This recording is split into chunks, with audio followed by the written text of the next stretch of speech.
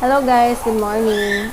Yung video ko po ngayon is ipapakita ko sa inyo kung ano yung ulam namin the other day. Yung swak sa budget na ulam. So, tara guys, panoorin niyo po.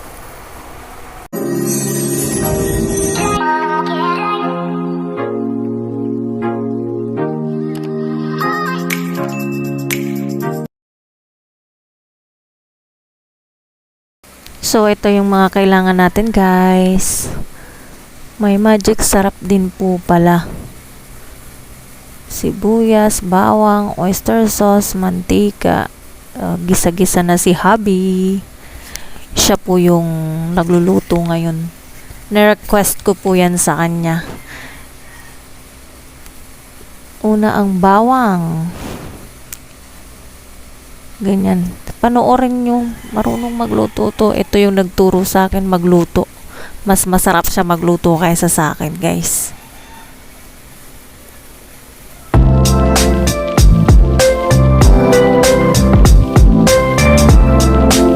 Nilagay niya na yung sibuyas.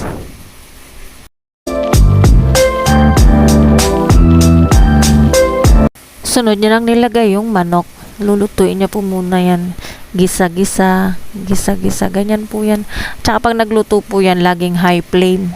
Kasi gusto niya yung mabilis matapos yung pagluluto.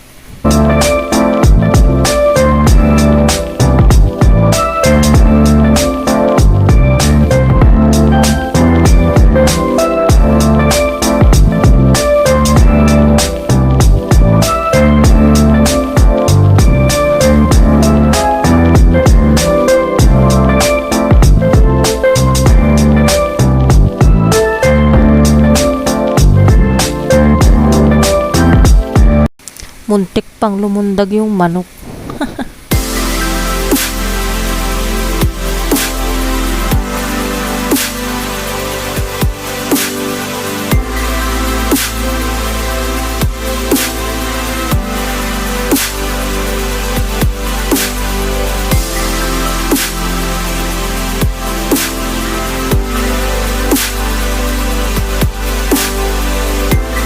Nilagay niya na po yung magic sarap para daw mas malasa yung yung manunuot yung lasa sa manok.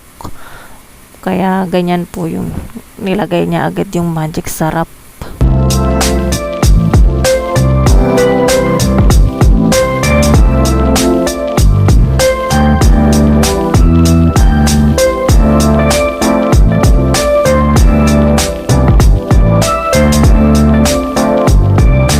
Ilalagay niya na po yung sitaw para ganyan lang po kasimple yung putahe na to.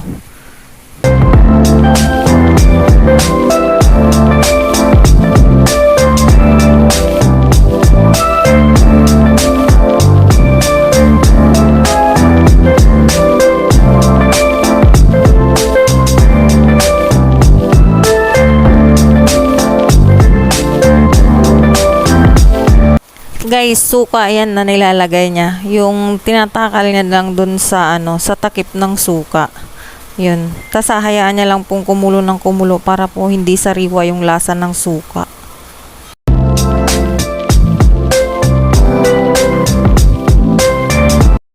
Lalagyan niya na po ng tubig. Konting tubig lang. Yung saktong maluto lang yung sitaw at saka yung manok.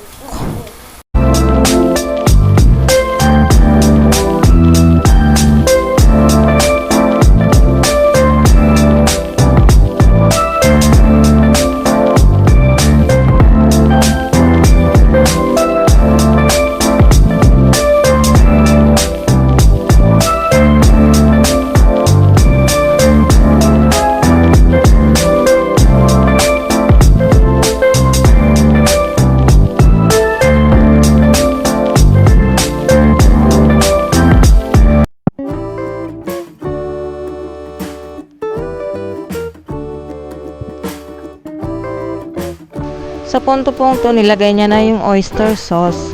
Mas malasa po yan at mas na umaangat yung sarap niya dahil sa oyster sauce.